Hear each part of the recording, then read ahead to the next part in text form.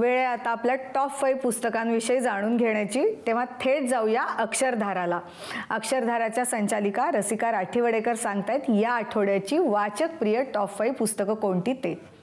नमस्कार, मी Rasika राठीवडेकर, Akshardhara book gallery Pune. आज आपण पाहणार आहोत या आठवड्यातील टॉप 5 पुस्तकं। यामधील पहिलं पुस्तक आहे निळे आकाश हिरवी धरती। हिमालया पलीकडचा अपरिचित प्रदेश, हिरवीगार कुर्ण, अवघड भूगोल, कठोर हवामान आणि इतकं असूनही अतिशय सुंदर असा इतिहास, हे सर्व एका समाजशास्त्र लेखकाने आपल्याला या पुस्तकामध्ये सांगितलेलं आहे।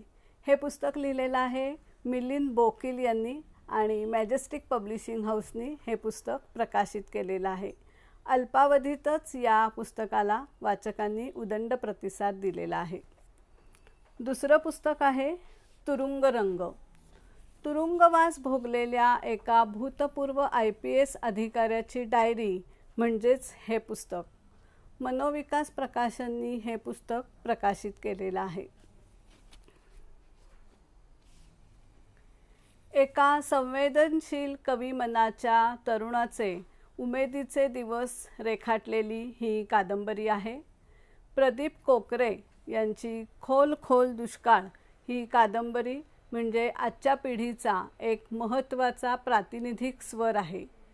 लोकवाङ्मय प्रकाशननी हे पुस्तक प्रकाशित केलेलं असून नुकताच या पुस्तकाला साहित्य अकादमीचा पुरस्कार मिळालेला आहे। प्रारब्ध, संघर्ष आणि साहस असे शीर्षक घेऊन लेखक मनोज अंबिके यांनी कर्णपुत्र आणि अस्त्र ही कादंबरी लिहिलेली आहे। या कादंबरीचा कथानायक सुवेद याची कथा त्यांनी आपल्याला या पुस्तकामध्ये सांगितलेली आहे।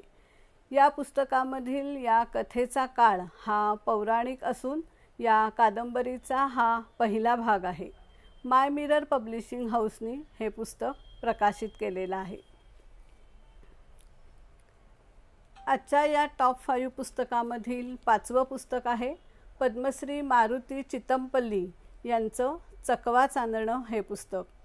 आपण जेव्हा जंगलात राहतो, त्या जंगलाशी एकनिष्ठ होतो, तेव्हा ते जंगल न राहता, तिथले प्राणी रानटी न वाटता ते एक काहीतरी अद्भुत आहे असं आपल्याला वाटतं।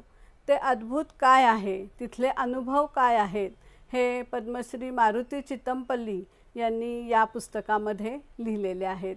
मौज प्रकाशननी हे पुस्तक प्रकाशित केलेलं आहे। तर ही होती या आठवड्यातील टॉप 5 पुस्तकं।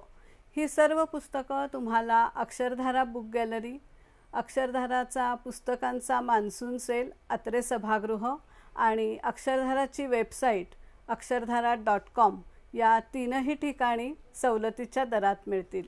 धन्यवाद।